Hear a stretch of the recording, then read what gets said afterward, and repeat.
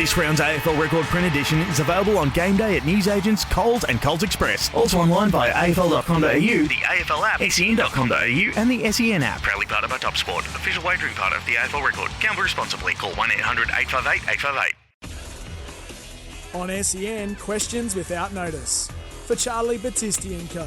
Melbourne's finest facility for the repair of prestige German vehicles. Get your repair process started. Join in now, be a part of it. You might win a Toyota Hilux, $75,000 2020 Rugged X. If you do ring up the My Toyota app, you can download it, book your next service online. And we're here for Country Racing Victoria. It's back racing strong. Visit country.racing.com. Pete's in Essendon. Good morning, Pete. Good morning, Tim and Gary. I just wanted to mention a few years ago we had a game called pre-season called FX. Is that correct? Yes. Yep. With about 8 players. Well, this is where the game's going with 18 players. Now that the bump's gone out, the game's going to be played up and down with some severe pace. You wouldn't even need all these coaches anymore. You probably need 2 to coach the whole side. Are you a bit worried, Pete, that some of the physicality is going to go out of the game? Well, look, I'm all for the, protect the head, absolutely. But I can see FX.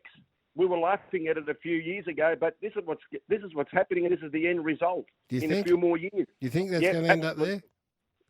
Absolutely. All right. Well, I hope you're wrong. I'm not saying you will be, Peter, but I think there's still plenty of scope for the physical elements of the game. The longer form of it gives us an opportunity to see plenty of that with. So I don't share Pete's opinion, but we'll see. I spoke about this last week about how all sports around the world are monitoring their game and how their game's played and that type of thing. And I mentioned about the NBA, about the three-pointer, how that's changed the game because of the spreading of the court. You listening to what I'm saying?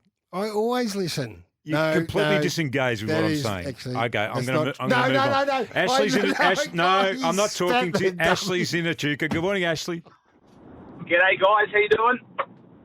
Good morning, Ash. Hello. Yes. G'day, Tim, Gaz. How you doing? Gary's gone. He's not interested. Back, I'm here with you, Ash. Tim's sooked it up because I looked out the window. That's all good. Hey, guys, I wanted to bring up this last week when all the talk was about Dusty. He come out and spoke with Nick Rewald about his love for the game and how he feels like an under-12 again and he's loving a lot more. Now, this is sort of a little question without notice, I guess, but do you think coronavirus and Dusty being locked up along with all the other effects that come along with, with COVID, do you think that's given him more respect for the game and a bigger picture of life? And I guess hence the reason why in the second half of his career, he's loving it more than ever. Quite possibly, Ash. Yeah. I don't know if Nick asked that during his one-on-one sit-down with Dusty, but I think we all had a chance to sit down and examine our lives during that time. Did we, Tim? Yeah, I think so. And you might be onto something there, Ashley. I don't know what the impetus was behind it, but maybe he's been thinking about this for a while. We just haven't heard from him. But what he spoke to Nick about, the fact that he's loving football more than he's ever loved it. He's more engaged in the game and the preparation that he's ever been before. I bumped into somebody last night, no names, no pack drill, but he said that he might go on and be the Tom Brady of AFL football. He's so invested in preparation now. That's interesting, isn't it? Because that came out in that interview that he's taking much more notice of the other professional elements of the football game that he perhaps hasn't in the past. And if the Tom Brady name's been bandied around, he might be thinking, I can go well into my 30s, into the late 30s. Exactly. Just getting back to what I was talking to you about before. I've got my full attention. Yeah, just a little bit of theatre there. But one of the basketball GMs who's been pivotal, in the game. He is actually now of the opinion that what they might need to do in basketball is increase the size of the court because players have become so good at the three-pointer. They actually need to make the court a bit bigger and make it a little bit harder. And he said that, this is him making a statement, right? This is a GM of an NBA team saying, this can't happen overnight, but over the next 25 years, when we're building new stadiums, we just may need to take that into consideration. So we're not the only ones in the world of sport that continue to monitor our game and change evolve. our game and modify our game. Yeah, because athletes are getting better. The training methods are getting better. The science of the game is getting better. The opportunity to better themselves is there because they're full-time and they've got all the resources. So it stands to reason. You can't stand still. No, you can't. You can't stand still. I'm glad I've got you. Left lane closed, El Toto Mound on the M80 Ring Road near Pascoe Road due to a collision. Police and tow trucks are on the scene. The speed's reduced to 40k, so allow some extra time. We'll be back after. Yes. Yeah, okay, we'll be back. Okay. The country is back racing strong. Support local communities and visit country.racing.com. Breakfast with Gary Lyon and Tim Watson. Loved your input today. It's been fantastic. Absolutely, it's gone the breadth. It's gone through cooking. It's gone through everything, and we've had a couple of nice heated disagreements, which we love. Hey, don't forget round 2 this weekend. Melbourne taking on the St Kilda Footy Club, or St Kilda hosting the Melbourne Footy Club, and it's the Spuds game. Time to talk. Help fund mental health community programs by donating at movember.com/spud. There's a great auction going on. I don't know, did they sign off on that auction 360s? They had the number 2 replica Spud jumpers. Yep. 240 of them made. They sold out like that, Wes, but Of course there was they did. one left. It was auctioned last night. I don't know if did they put a line through it. Maybe it's still open. If it is, I'd jump in and have a look at that. We've just coined a new phrase in football, and it is, and this will catch on like wildfire too. No. Yes, it will. I'm going to explain it. It's called Gary's grass cutter, okay? And this is Gary's idea, and I think it's a brilliant idea.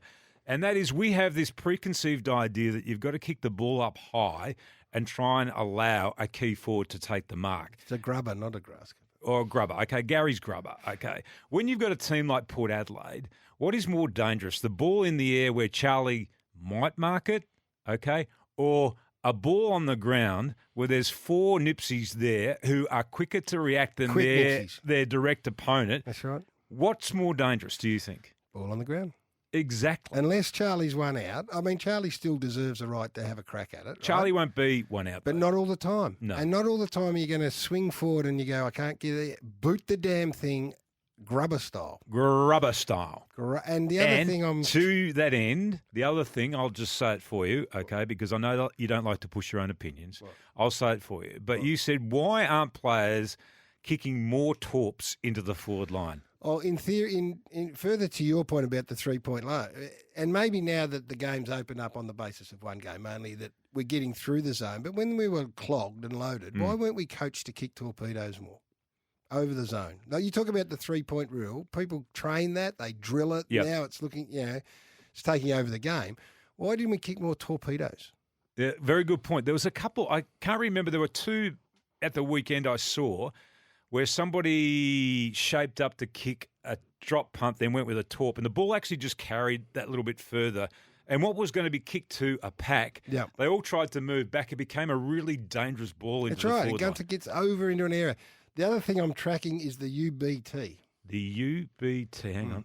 That's an acronym for Unexpected ball trajectory. Right.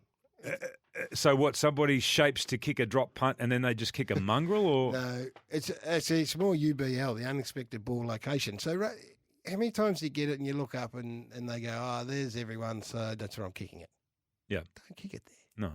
Don't kick it there. Well, where you want to kick it? Kick it into the unexpected ball location. Kick it to the UBL. Yeah. Give your forwards the opportunity to react first and away you go. Give me an example of what you're talking about, though. The UBL, I need my whiteboard because I had the whiteboard up the other day. Now that you can... Not good radio, the whiteboard. No. The stationary man on the mark, right? Mm. You're the stationary. Yeah. I can now go past you as a kicker. Yep. So it opens up a UBL. Right. It opens up an unexpected ball location. You know who we need back playing? Who? Wilf Dickinson. Do you know who Wilf was? He played a couple of games for Richmond back in the day. He went on and coached Dimbula when I was a kid growing up. You know what he was the master at doing?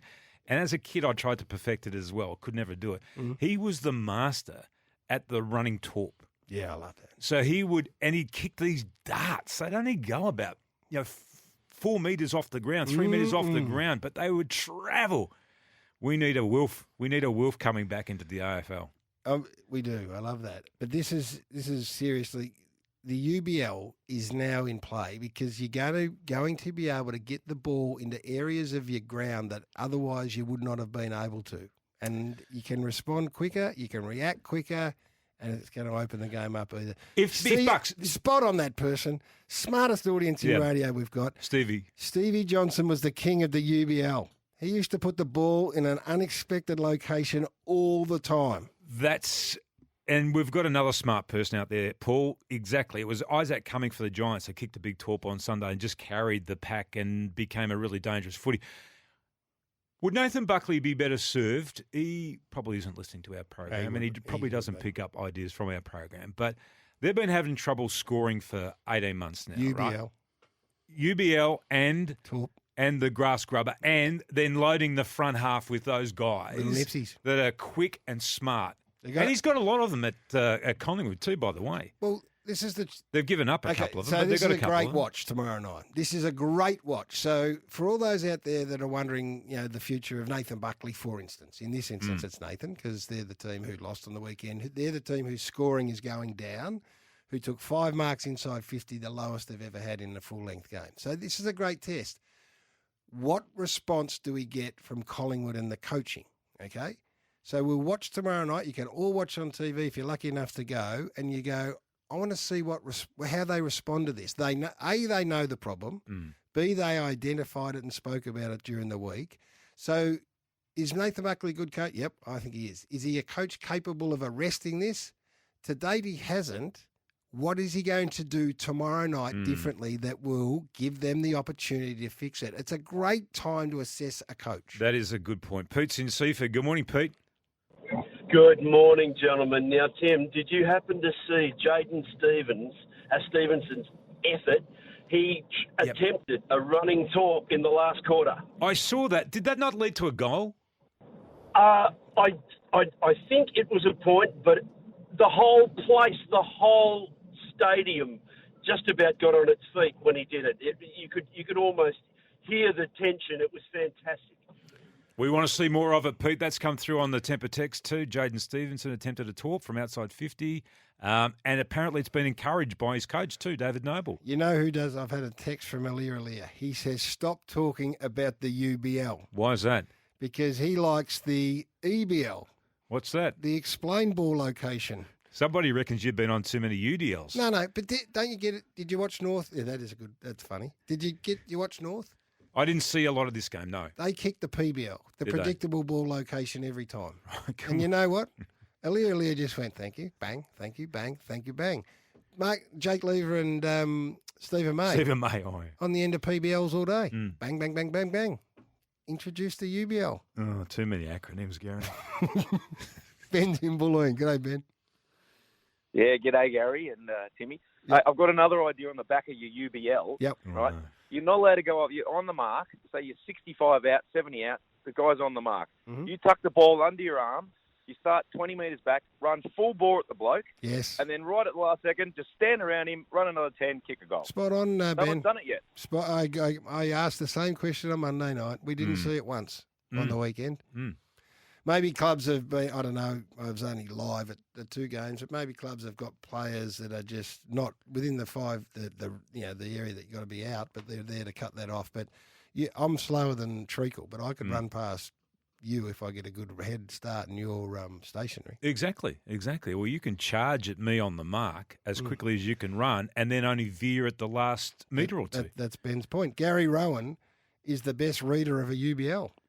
Well, he's so quick. That's why. That's right. He's lightning. So he sees the ball fly off the side of the boot or whatever. He reacts the quickest, and that's his best chance of getting it. And no, I'm not just talking about a switch. Someone said you're just talking about the switch, Gazza. No. I'm talking about running and kicking it into an area of the ground that no one thinks you're going to kick it to. Wilf Dickinson ran at the stall in the longer distance races. I didn't know that. I don't know if I'll be here. I might wrap this up because Jared Waitley. Oh, no, he's upset you. He's had a go at me. So he comes in before 9 usually. I'm not sure if I'll be here. We'll see.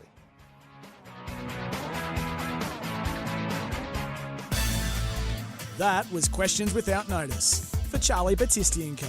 Melbourne's finest facility for the repair of prestige German vehicles. Get your repair process started.